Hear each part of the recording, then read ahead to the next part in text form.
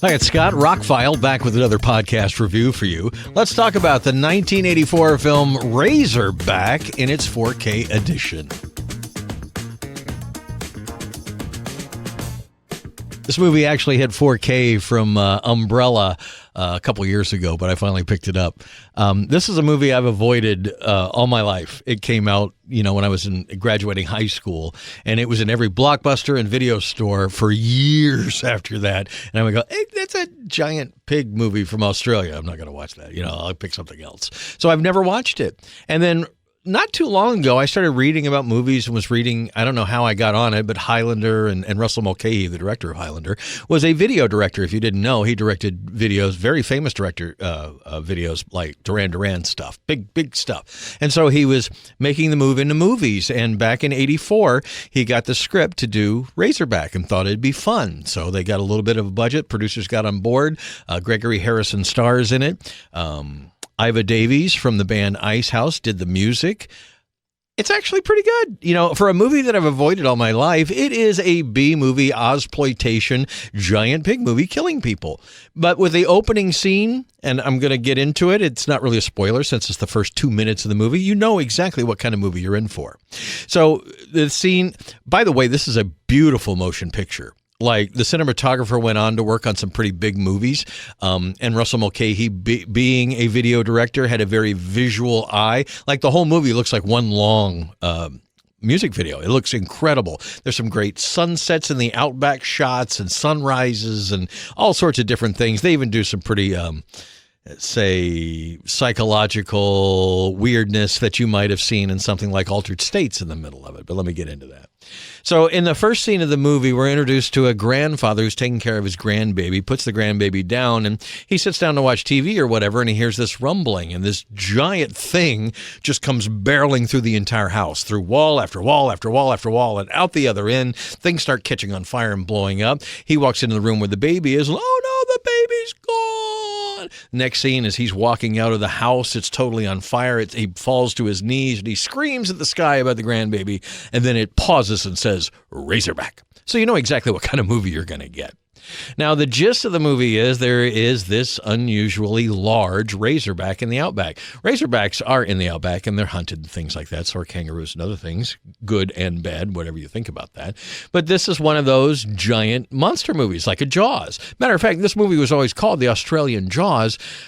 The producer said we didn't think we were anywhere near it, but Jaws is one of the best top 10 movies ever made. We'll take that, So anyway, I think they took a lot of cues from Jaws on the fact that they don't show the pig a whole lot, or the razorback. Don't want to call it a pig. But anyway, they built like 7 of them. It's as big as a rhinoceros. I mean, they did some good things and some mediocre things with the special effects. But overall, I think, it plays very well for a B movie. Gregory Harrison does a good job with what he has to do.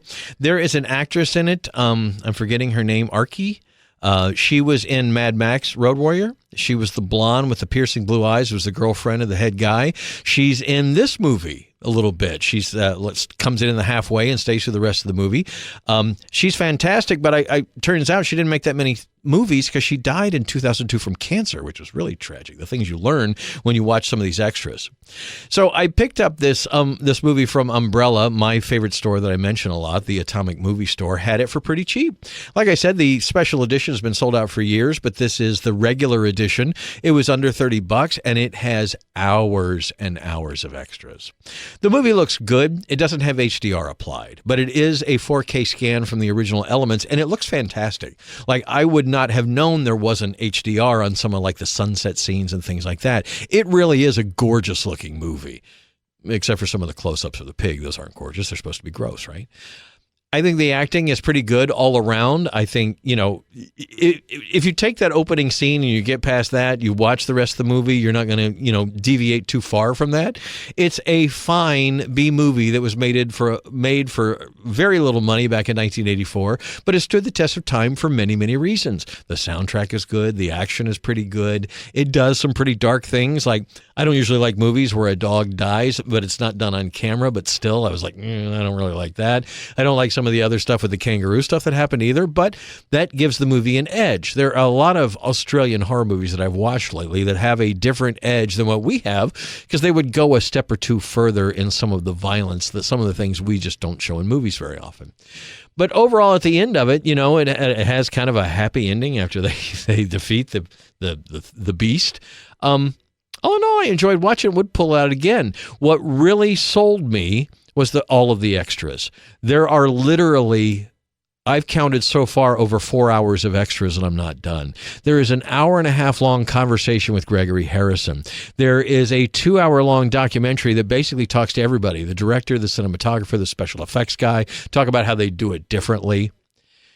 The movie is what it is, but all the extras make it a complete package. If you've never seen Razorback, I would probably rent it first or stream it first. I think you can get it pretty cheaply on streaming services before I picked up a copy.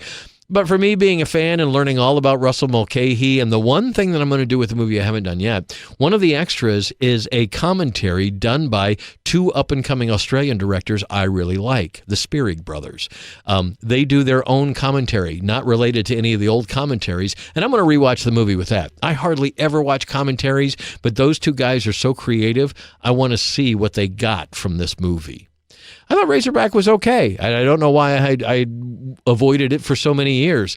It's fine. And to show there are a few transitions and stuff, you could tell Russell Mulcahy it was his first movie, but he was trying some things that 2 years later in Highlander, he would do quite well. And he's directed other movies. He went on to direct The Shadow and other things like that. But you got to start somewhere, and he started with his Ozploitation movie, Razorback, which is available now from Umbrella Entertainment in 4K. I don't know if any other countries have gotten it yet, but it was a fun ride. I had fun with it. I expected to really not like the movie and sit here and talk about how great the extras were, but the movie was actually worth watching, and the extras are fantastic.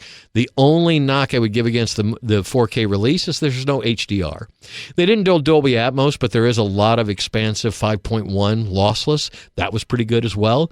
All in all, thought it was a pretty good package put together for this B movie that probably doesn't deserve this kind of love lavished on it, but Umbrella's an Australian company, so of course they would. So anyway, if you have any interest in this, I would pick up the movie. It's worth having in your collection. If not, stream it sometime and say that Scott made you watch a giant pig movie that was really mediocre. But anyway, you can check it out. How much you like this is how much you like these kind of things. I'm Scott. I'm Rockvile. More podcasts and reviews are on the way. Thank you so much for listening. Please like, share, and subscribing. Subscribing is very important. 90% of my people on my YouTube channel don't subscribe. That's crazy to me, but please do. You won't miss anything. Have a great day. Have a spectacular weekend.